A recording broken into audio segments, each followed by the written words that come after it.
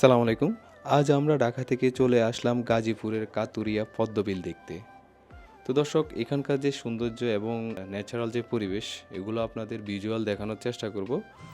এই বিলে কি কি পাওয়া যায়? এগুলো পদ্ম ফুল পাওয়া যায়, 4 প্রকারের শাপলা ফুল পাওয়া যায়। শাপলা ফুল না?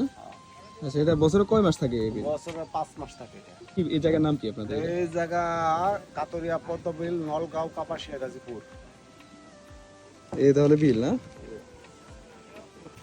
এই হচ্ছে বিলের শাপলা ফুল। কি করতেছো রে? হাওয়া বাতাস খুব বেশি। এই আমাদের ফটোগ্রাফার, আমাদের আর্টিস্ট।